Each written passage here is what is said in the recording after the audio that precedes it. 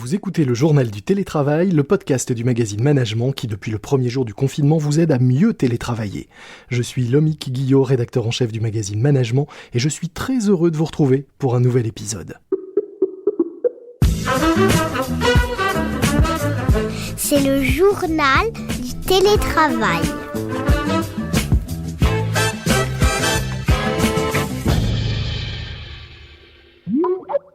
Aujourd'hui, dans le JT, le journal du télétravail de management, j'accueille Arnold Zephyr, développeur, spécialiste de l'intelligence artificielle au sein de la plateforme Prévision.io, une plateforme qui construit pour les entreprises des modèles prédictifs automatisés, en gros des systèmes intelligents qui permettent de détecter notamment la fraude, d'anticiper des pannes, de gérer des chaînes logistiques, le tout automatiquement à partir de données et d'intelligence artificielle. Est-ce que j'ai à peu près bien résumé, Arnold ? C'était très bien résumé, c'est exactement ça. Bonjour. Bonjour. Je vous ai pas invité pour parler d'intelligence artificielle, enfin quoique, ou pas tout de suite, mais d'abord pour parler de télétravail.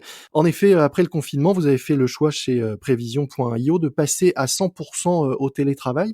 Pourquoi ce choix et comment est-ce que vous en êtes arrivé à mettre en place cette organisation ? Pendant le confinement, il y a notre bail qui est arrivé en phase de renouvellement, en fait. Donc le bail des bureaux d'entreprise. Comme on s'est retrouvé à devoir renouveler le bail en plein confinement et qu'on a constaté que côté productivité, le confinement nous avait fait extrêmement de bien, on s'est dit qu'on n'allait pas renouveler le bail. Vous êtes, je crois, une quarantaine de salariés aujourd'hui. Est-ce que tous les métiers s'y sont faits ? Est-ce que tout le monde accepte bien et vit bien ce télétravail généralisé ? Vous l'avez dit, moi je suis développeur. On a constaté que tout ce qui était projet logiciel ou impliquant des développeurs ou des développeuses, ça se passe beaucoup mieux depuis qu'on est en télétravail. On avait une petite crainte pour les métiers plus liés à la vente. Et en fait, comme la France entière s'est retrouvée confrontée au sujet, tout le monde s'est organisé et même nos fonctions commerciales font beaucoup plus de rendez-vous en fait qu'avant. Parce qu'avec la fin des déplacements physiques, ça veut dire que au lieu de faire un rendez-vous par demi-journée à peu près, ils arrivent à en faire 3 ou 4 parce que on n'a plus 2 à 3 heures d'overhead, comme on dit chez nous, qui consiste à aller se déplacer physiquement en grande banlieue. Donc finalement, même les fonctions commerciales apprécient d'avoir le calme qui va avec le télétravail et de rester chez eux pour faire toute la paperasse qu'ils ont à faire. Et alors, est-ce que, puisque je le disais, vous êtes une société, une start-up spécialisée dans l'intelligence artificielle, est-ce que vous avez mis à profit vos propres compétences pour développer des outils différents ou des outils particuliers pour aider ce télétravail ? On utilise évidemment nos outils pour prédire par exemple l'appétence de nos clients à notre solution ou le meilleur moment pour les contacter. On a réentraîné les modèles parce qu'il y a une pandémie et que la situation a changé, mais on n'a pas de nouveaux modèles. Mais par exemple, des modèles prédictifs pour savoir à quel moment il vaut mieux faire un rendez-vous ou contacter un client, ça sert à distance et ça s'est adapté à ces nouvelles formes de rendez-vous virtuels dont vous parliez. Ouais, parce que les habitudes, elles ont changé. Pour le travail commercial, on contacte pas les gens de la même manière.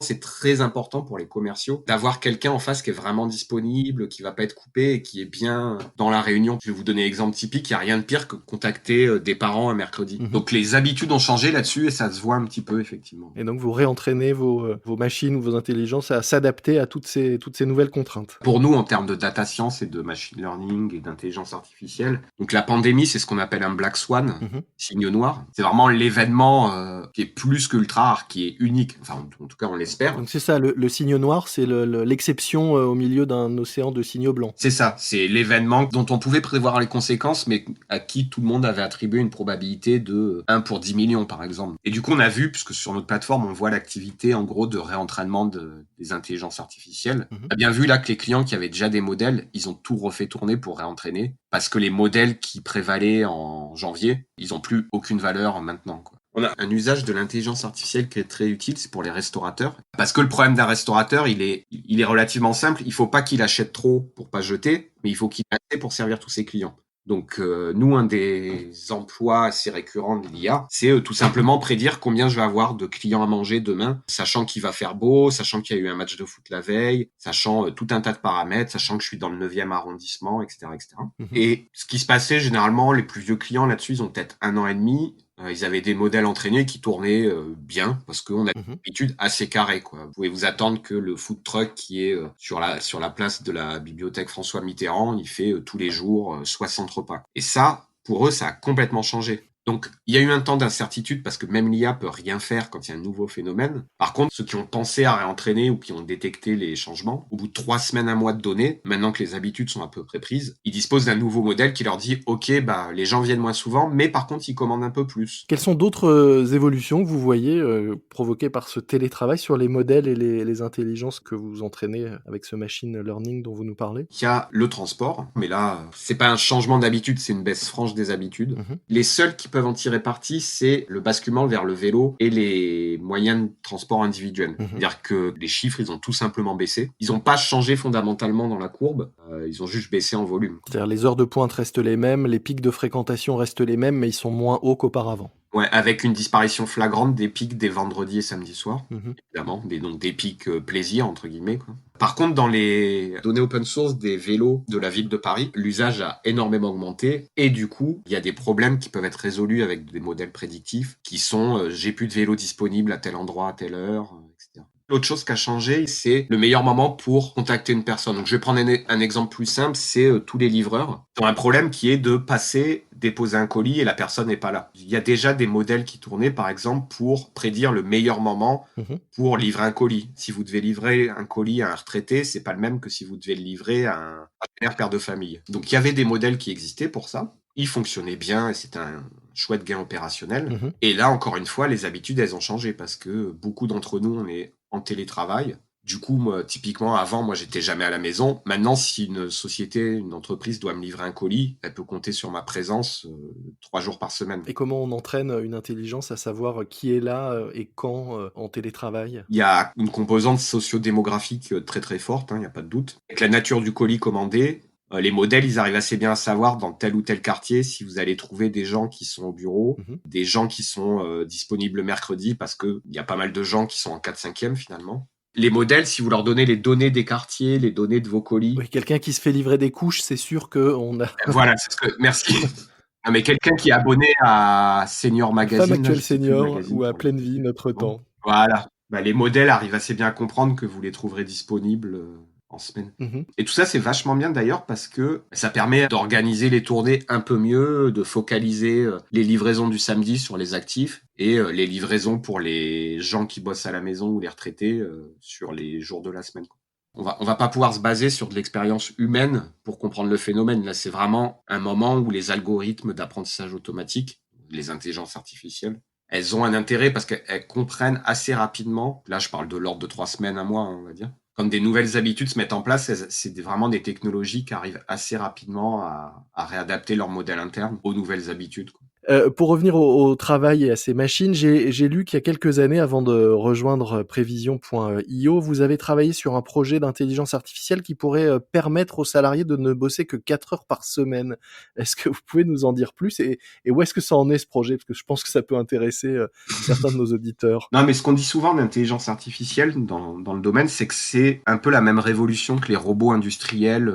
Alors, je suis pas historien du travail, mais à l'époque, on a vu les chaînes de montage remplacer des ouvriers manuels par des robots. Là, les intelligences artificielles, ça remplace les travailleurs intellectuels, on va dire. Mmh. Donc, ça remplace pas la créativité. Je tiens à le dire parce que justement, une intelligence artificielle, elle est pas créative. Tout ce qu'elle fait, c'est automatiser un process intellectuel qui est bien rodé. C'est-à-dire que si vous avez dans votre industrie des experts à qui vous allez physiquement poser tous les jours la question de tiens, Mmh. quelle est la meilleure heure pour livrer mon colis? Si votre humain il fait ce travail depuis 4 ans et que vous lui posez la question 200 fois par jour, c'est le bon moment pour prendre une IA à la place, quoi. Il sera tout à fait capable de comprendre, dans la majorité des cas, l'expertise de cette personne. Donc l'expertise intellectuelle. Ça peut être pour de la rédaction de texte, ça peut être pour répondre à des questions de clients, dans un service client, etc. Ce que nous, on pense, c'est que voilà, il y a des tâches intellectuelles répétitives, mais la valeur ajoutée de l'humain, elle est dans l'innovation et la création. Une fois que vous avez été créatif et que vous avez compris un nouveau phénomène ou mis en place un nouveau process, et le nouveau est important,